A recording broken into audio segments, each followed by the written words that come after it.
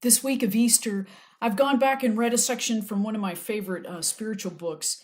It's by Nora Gallagher, Things Seen and Unseen, A Year Lived in Faith. And in the section of Eastertide, one quote sticks out in her book. She says, "The resurrection means that nothing is hopeless anymore."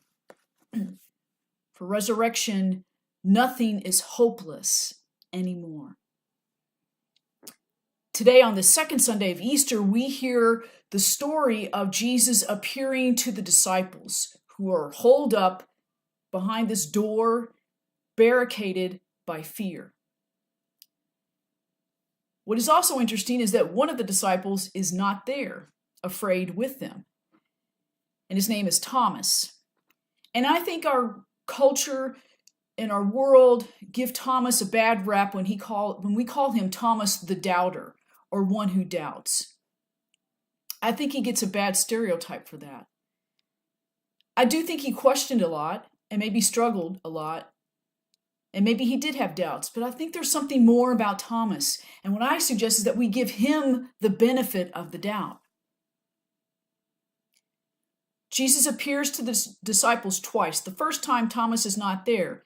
Jesus appears to the disciples and says, "Peace be with you," breathes upon them, and shows them his hands and side, his wounds. I'll get to the wounds in a moment. I keep asking, why was Thomas not there?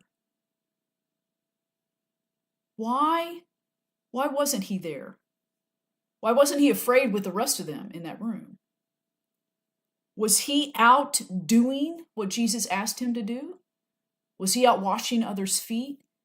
Was he out preaching the good news?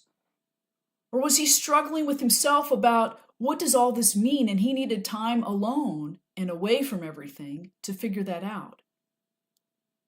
Maybe he had been hurt before in other relationships and he just couldn't bear to take that again. We don't know. We automatically assume he doubted and he wasn't there. But I often wonder why. The second time Jesus appears to the disciples, Thomas is with them. He's back in the herd. And Jesus says, "Thomas, look and believe." And Thomas comes to that insight of who Jesus is, seeing the wounds. And I often wonder, why did the wounds show up after the resurrection with Jesus? Why are they there? Why are they not healed? Why are they not gone? Why didn't resurrection cure that? And I think the wounds remind the disciples that Christ has been there. They reminded them of the reality check that horror of that suffering and death of Jesus was real. I think Jesus also reminds us in those wounds that says, Jesus truly understands what it means to be human and to suffer and to die. That's the mark that Jesus has been there. Jesus gets it. And Jesus understands. With the wounds, I'm also reminded by a quote from another theologian. His name is Frederick Buechner, one of my favorite writers as well. And he says, Easter means the worst thing, like that suffering and death, the worst thing is never the last thing. The worst thing is never the last thing. Like what Nora Gallagher said, Easter means that nothing is hopeless anymore.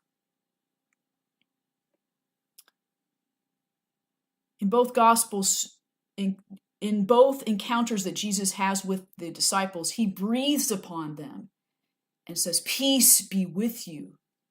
And he challenges them to forgive one another and serve in love. The resurrection is about setting others free. It's about forgiveness. It's about letting go. It's about being sent. It's about serving in love. And it's about hoping that the worst things in our life are never the last things in our life. Trusting that nothing is hopeless anymore. Resurrection is about living in hope that love will win out at the end, that we will survive the wounds.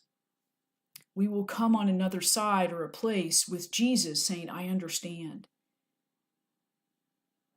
So this week, let us pay attention to, are there any barriers that block us? Are we hiding behind any doors of fear? Are we sometimes struggling or questioning, what does all this mean? And allow Christ to breathe upon us and blow down those barriers, get into the crevices of our hearts, and speak to us of peace. And I encourage us to breathe upon one another and upon our world that message of love and peace and hope, that nothing is hopeless anymore with Christ. Let us breathe upon our world that breath of Christ, love and peace, and pray with one another. Peace be with you. Amen.